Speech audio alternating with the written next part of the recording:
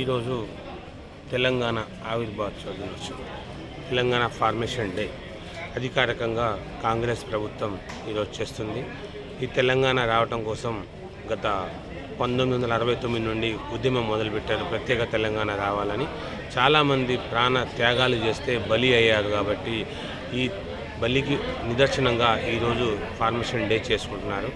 కాబట్టి ఈ తెలంగాణ ఇవ్వడం కోసం సోనియా గాంధీ గారు తన రాష్ట్రంలో కానీ ఆంధ్ర రాష్ట్రంలో పార్టీ నాశనం అవుతుందని తెలిసి కూడా అంతమంది బలి అయ్యారనే ఉద్దేశంతో ఆమె పెద్ద మనసుతో తెలంగాణని ఆ రోజు డిక్లేర్ చేయడం జరిగింది.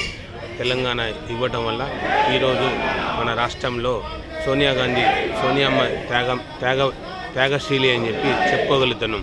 కానీ గత 10 సంవత్సరాల్లో ప్రభుత్వం వెళ్ళిన కేసీఆర్ గారు తెలంగాణ ఉద్యమం చేశానని చెప్పుకుంటూ అబద్ధాలు చేస్తూ రాష్ట్రాన్ని దరిద్రంగా చేపట్టారు. గత 10 సంవత్సరాలు తెలంగాణ ఉద్యమం ఎటువంటి ఉద్యమకారులకి నిజంగా రియల్గా ఉద్యమకారులకు ఎటువంటి న్యాయం జరగలేదు.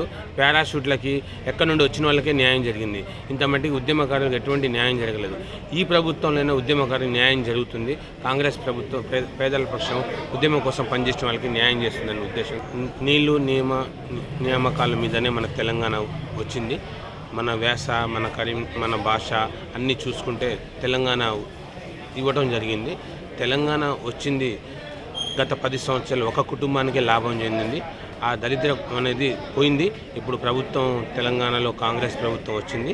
పేదల పక్షాన 6 గ్యారంటీలన్నీ అమలు చేసి పేదలకి న్యాయం చేస్తుంది.